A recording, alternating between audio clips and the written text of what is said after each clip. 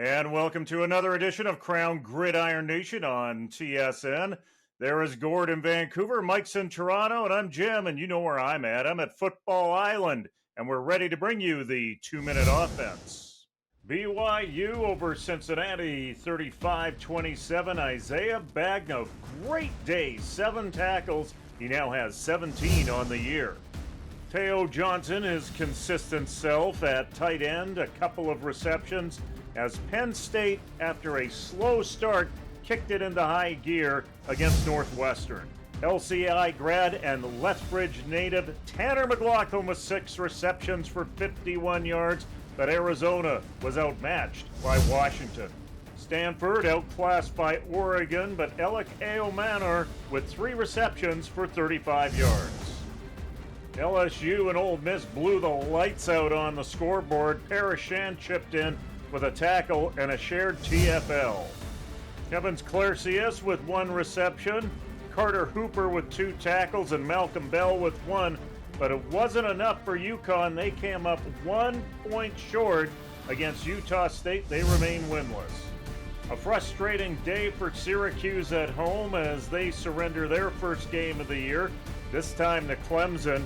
Damian Alford with 1 catch for 35 yards, even though he was targeted 5 times. Wesley Bailey with 2 tackles and a shared TFL as Rutgers sends those Wagner Seahawks flying home. Malik Straker with a relatively quiet day, only a pair of tackles as they easily handle UMass.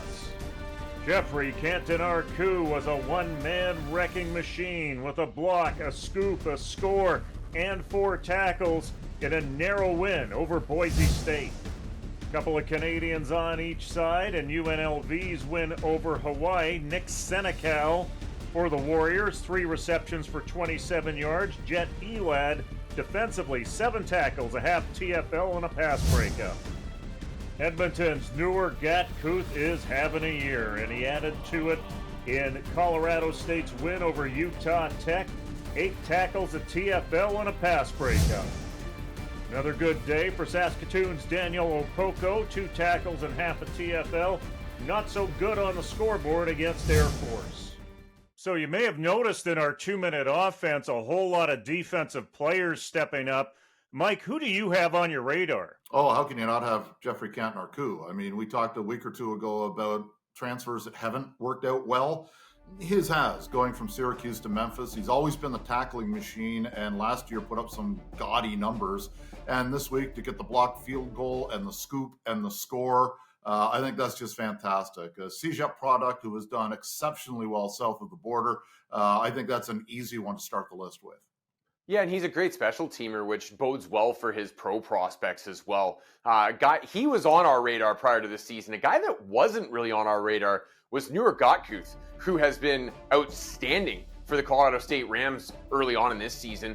Racked up another 7 total tackles last weekend from his defensive end spot. Has shown a little bit of a propensity for getting after the passer. Hasn't put overwhelming pass or sack numbers up there, I should say, but has been really solid in the run game. And maybe just as importantly for him and keeping an eye on him, the Rams have actually looked decent this year. They almost took down Colorado in that rivalry game a few weeks back. They won handily this past weekend. For a program that has been kind of down in the dumps the last few years, Mike Norvell came in from Nevada.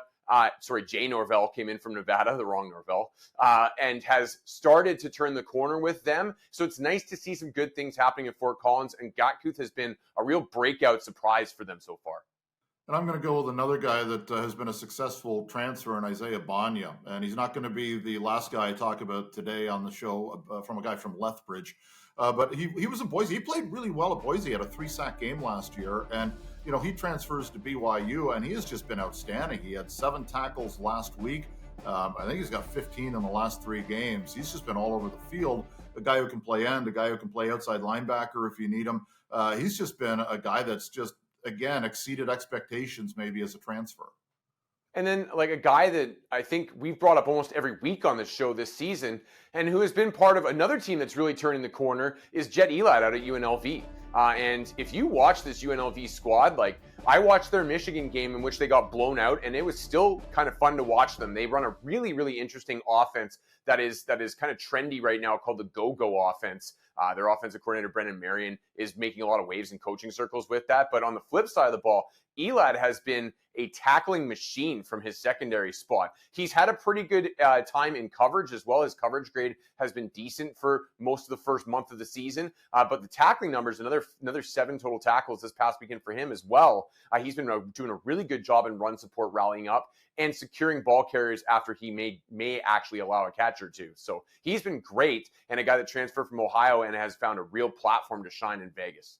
So, guys, spoiler alert, I think there's going to be a big defensive presence in our weekly Stateside 5. In at 5, senior tight end Tanner McLaughlin of Arizona, 6 receptions for 51 yards. He's got 16 receptions, 5 games for 214 and a tutty. In at 4, he's a 5th-year junior. Also happens to be from Lethbridge, Isaiah Bagna for BYU. 7 tackles. He has 17 on the year so far. In at 3, Mississauga's Jet Elad with 7 tackles, a half TFL, and a pass breakup in an outstanding year so far. In at 2, he's popped up on the radar this year. A kid from Edmonton, Newer Gotkuth, 8 tackles, 1 TFL, and a pass breakup for Colorado State. And number 1, we've known about him for a few years on the Stateside 5, Jeffrey Canton Arku. He was the difference maker in Memphis's win over Boise with a block, a scoop, and a score, and he threw 4 tackles in to boot. Who are the most powerful teams in Canada? Well, you sit right there, and we'll tell you in a minute.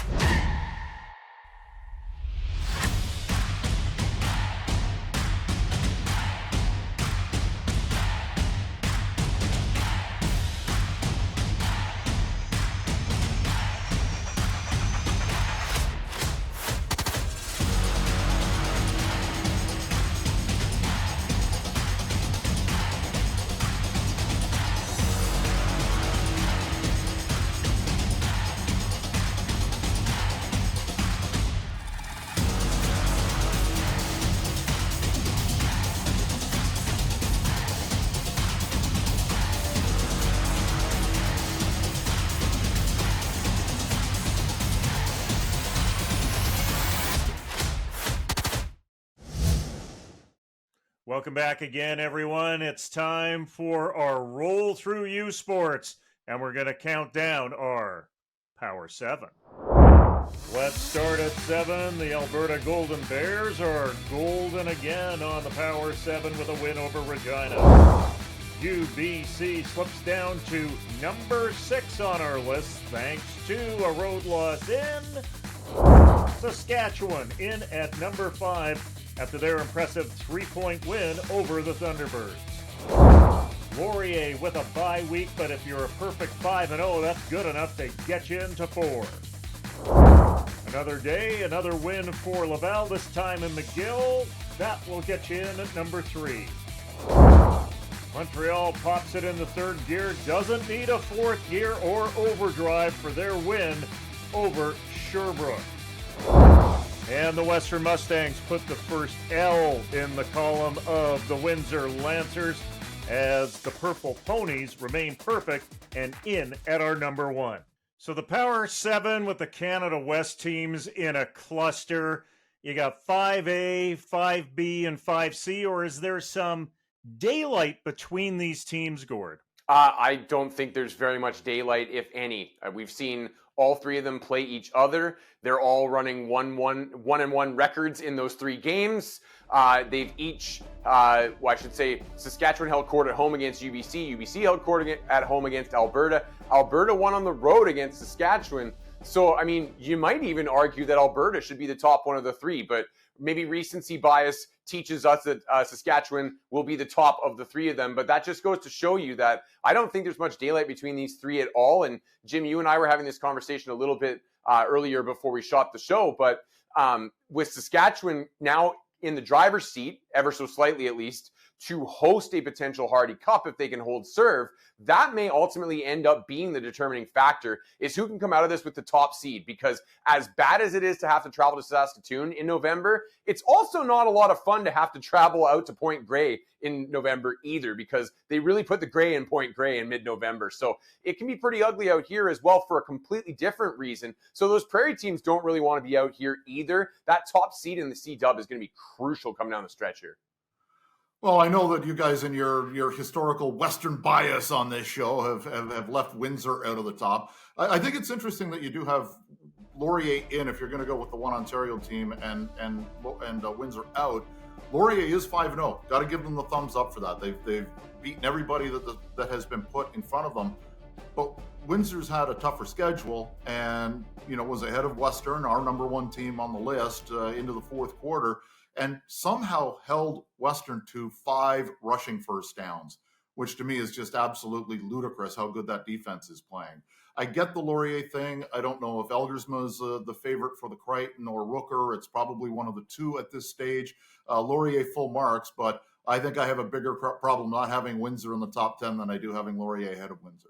Well, the thing for Laurier that I think works in their favor in a power ranking structure, though, is that they get the next crack at Western. 2 weeks from now, they get Western. The other OUA teams potentially in this conversation, Windsor at the top, have had that crack and have lost that game already. Laurier has not yet. So I like their placement for that reason. So in our annual hate mail category that we get on this show, it comes from Atlantic Canada. Why don't you guys talk about the AUS more? That's some of the feedback we received. And there's no teams in the Power 7 from the AUS, but there's a pretty good game, an overtime game between X and Bishops that I think we should talk about a little bit, Gord. Yeah, I mean, honestly, it looked like Bishops had X right where they wanted them, and X was able to force overtime late in that one. And I mean, this is kind of one of the issues with talking about the AUS is that while it hasn't been particularly competitive on the national stage, by the same extension, X has kind of dominated that conference over the last handful of years. And so there hasn't really been a ton of intrigue and a ton of power ranking jostling to talk about within that conference as well. And you could argue that applies to the other three conferences, or at least two of them as well. But you factor that in with the lack of competitiveness we've seen in recent seasons on the national stage. And now you can see why there's not necessarily a lot of compelling stuff for us to talk about. I would also point out, too, a lot of low-scoring games in the AUS this year. St. FX can clearly put up points on pretty much a weekly basis, but everybody else, it's a coin flip as to whether they get to 20 points. And that's if they win the game. So it's not necessarily the most scintillating brand of football right now either. And I'm sorry, I know that none of this is very positive for me to say, but it's also reality. And I'm talking about the world we live in, not the world we want to live in. It's kind of just the way it is right now. 279 to 28. 279 to 28. Those are the combined scores of the last 5 bowl games the AUS has been in. 279 to 28. We have a lot to talk about on this show. We have a lot of kids we want to focus on both sides of the border until the conference gets competitive again. And there's some outstanding kids in those programs. There are some outstanding coaches coaching those programs. But until the conference as a whole becomes more competitive, we've got better things to talk about. I hate saying it because I want to see teams dominate like St. Mary's did a generation ago, but right now they're not there. Panda game. Once again, it doesn't let people down in terms of entertainment value, especially with the finish. Mike, this is the biggest university game in Canada every year. It's bigger than the Vanier Cup. It's bigger than any of the conference championships in terms of eyeballs, in terms of people in the stands. Why is this game so important? Because it's been marketed well, because they have an outstanding facility, and because both student bodies have bought in big time, as has the community. There are a lot of markets where this could take place. Saskatchewan versus Regina, Waterloo versus Laurier. I don't know if you'd ever get Toronto and York to buy. Well, Mike, how about UBC and Simon Fraser? Anyway, sorry, never mind. Yeah, I knew. Sorry, there was a layup there, and you missed. But you know what I'm saying. There are a lot of markets where this could be a better game. There's some distance between Laval and Montreal. We know how competitive it is on the field and in the stands. But can you imagine if you could get even more students going from one stadium to the other, if you could fit them in Montreal? I mean, there are some things that are just absolutely tantalizing from the standpoint of being a fan who wants to see more Panda-esque games across the country. But boy, whatever they're doing in Ottawa, people should flock from across the country to figure out what the heck it is they're doing right. Well, and one of the other really important pieces is that the two programs are pretty much contemporaries of each other year in and year out, right? It is usually a real coin flip game. It's almost always, in fact, always since they've rebooted it, a competitive game between the two teams. And that's just a dynamic that simply doesn't exist in any other similar situation in the country. You know, York, Toronto, both those programs have kind of been who cares for most of the last decade plus. Montreal, McGill, that could be a crosstown rivalry, except Montreal destroys McGill pretty much every time. And until we get a Dalhousie program that's probably long overdue in Halifax, then we don't really have an in-town rivalry in that part of the world. And it's the same is true out in the Canada West. So it is a unique structure because not just it's within the same town, but the two teams are both usually roughly equivalent to another and put on a good game for that reason. Canada is becoming a global marketplace of football. We'll tell you why and how in just a moment.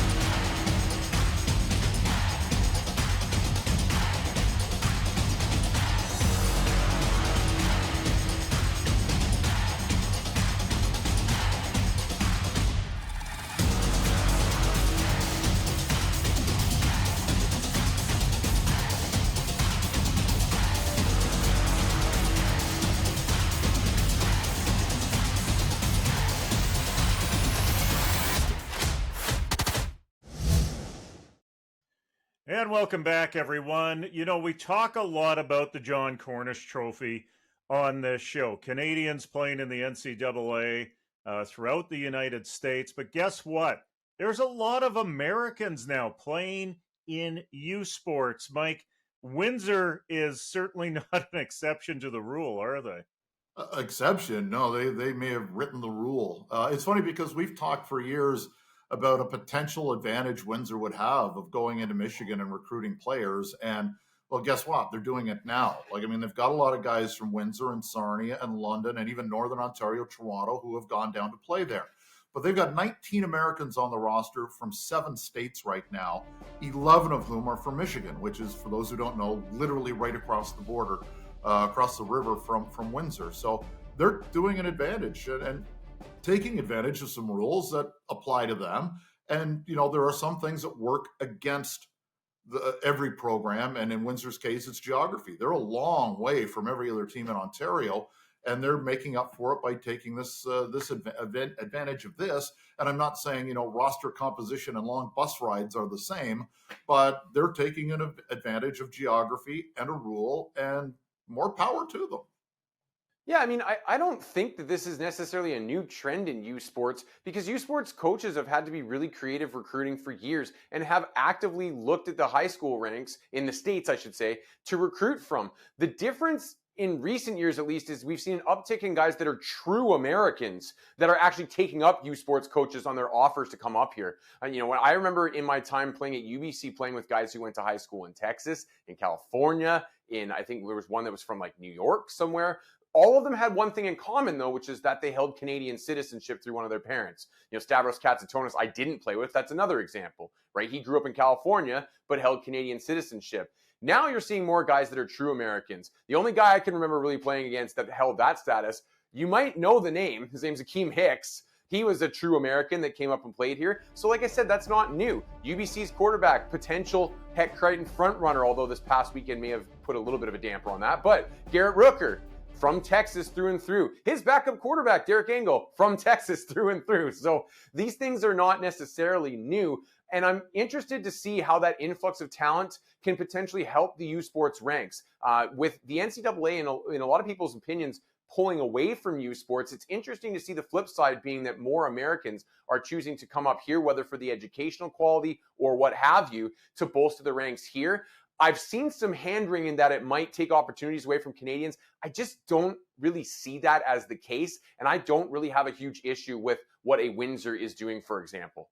Well, it's not just Americans either. Aldo Galvan, he's a Mexican, played for Team Mexico. He's a mainstay with the Regina Rams. And then you look at CJEPs and the RSEQ. There is a big influx of players that are recruited at a younger age from France. I know I talked with my French compatriot who used to run the French national football organization. He's now the head of IFAF, and we're on the IFAF board together.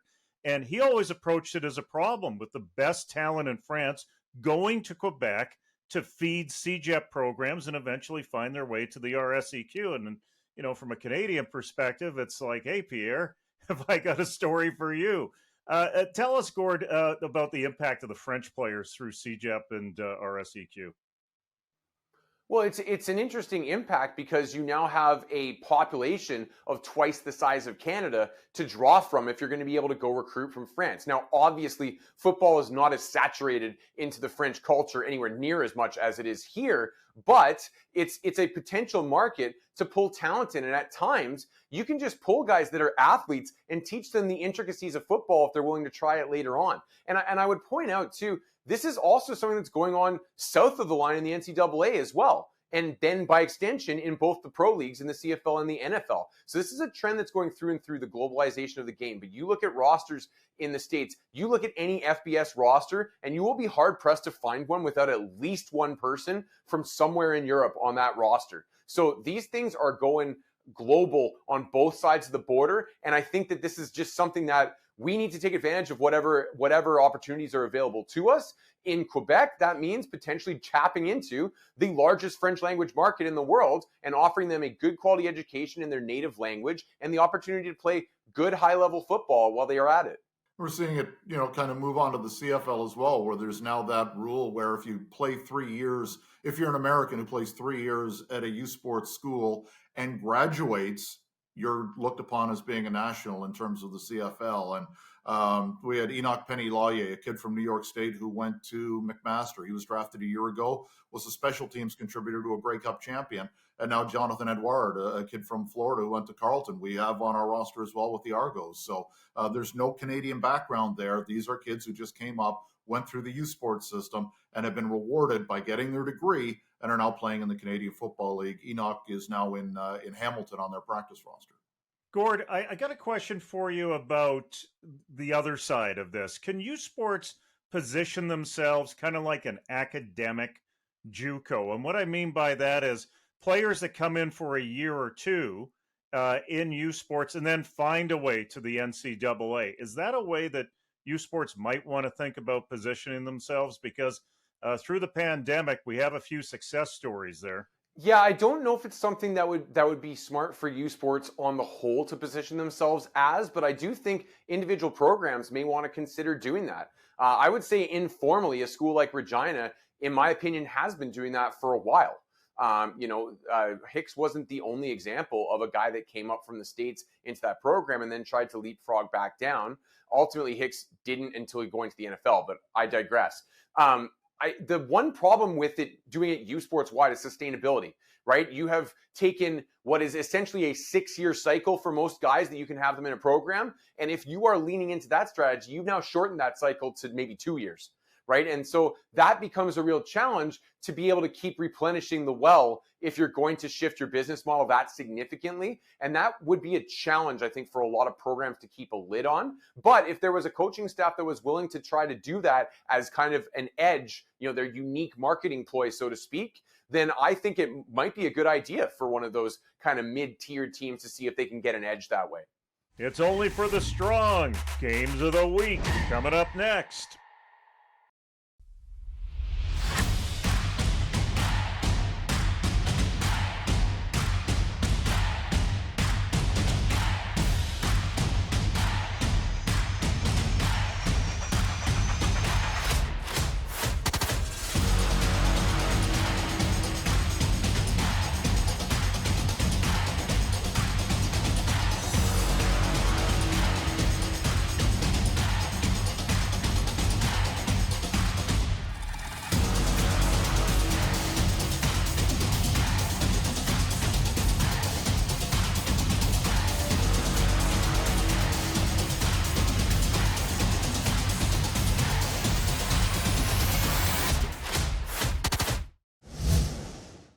Welcome back once again, everyone. Time for Games of the Week. And who have you got, Mike? Let me talk about a game that's probably not going to be close. How's that for a good hook? We've got Arizona going into USC. Trojans 5-0. They haven't scored fewer than 42 points all year, and they're probably going to put the boots to Arizona. But it's an opportunity to get some eyes that might not necessarily be on Tanner McLaughlin, who's been quite the player. I talked about Lethbridge earlier in the show. I'm going to do it again. He's a 6'5" tight end who just has seemed to be that guy. Every quarterback loves a check down guy or a guy that they can go to when they need that 8 to 10 yards.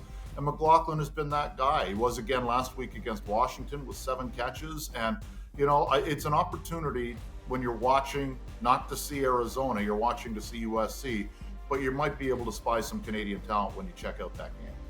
And in a bit of a role reversal, I'm going to be the one going back east, and we'll talk about a team that you're probably not thinking of that has been outstanding to start this season and is already 1 win away from bowl eligibility, and that is Rutgers. That's right, Rutgers is 5-1 going into their game this weekend against the Wisconsin Badgers, which will be in Norman at Camp Randall. That's going to be a very good test for a Rutgers team that, with the 5-1 record, nobody's really paying attention to because those 5, there's only really been one impressive victory there, a win over Virginia Tech, and that one was getting absolutely blown out of the water by Michigan in the first chance the national audience really had to see them. So nobody's really thinking about Rutgers, but this is a great level of test for Greg Schiano's rebuilding efforts in Piscataway. Okay, they are onto a Wisconsin team that has been good, not great so far this season.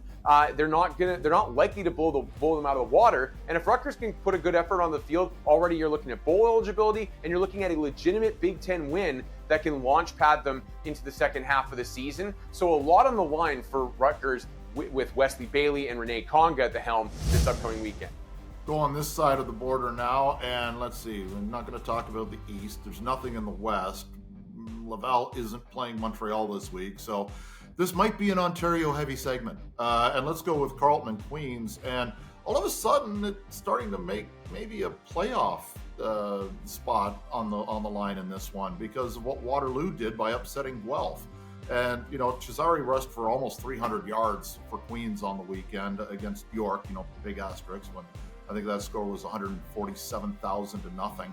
But Queens, now taking on a team that's desperate after Panda.